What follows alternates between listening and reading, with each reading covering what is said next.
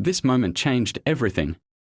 In front of the world's media, Trump directly challenged Zelensky's leadership, implying that Ukraine is pushing the world closer to war instead of working towards peace. Let's talk about the immediate fallout. First, Zelensky's credibility took a major hit. When the most powerful leader in the world openly questions your decisions, allies start second-guessing their support. Some may see Zelensky as reckless, while others argue that he's simply defending Ukraine's survival. Trump's words could shift US policy on Ukraine, potentially reducing military aid and pushing for negotiations with Russia. And let's not forget how Moscow is reacting. Putin's administration is likely celebrating this moment, using it to claim that even Ukraine's allies see Zelensky as an obstacle to peace. For Trump, this statement is strategic. His America First supporters don't want endless wars, and by framing Zelensky as a warmonger, Trump is justifying any future cuts to aid.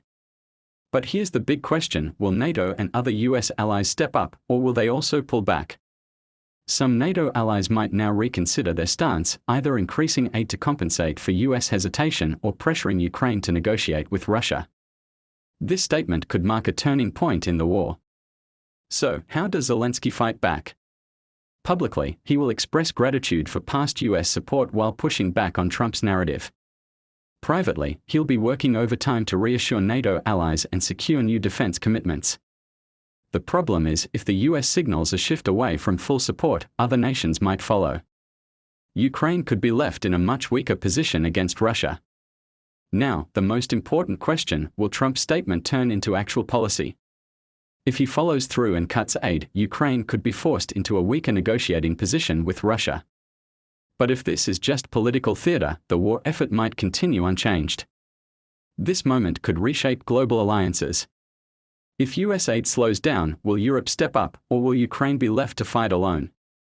And how will this impact Trump's relationship with NATO?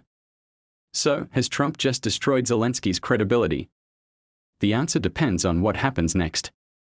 If this statement leads to real policy changes, Ukraine could face serious trouble. But if it's just a political move, the war will continue as it is.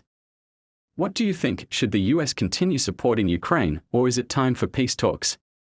Comment below and let's discuss.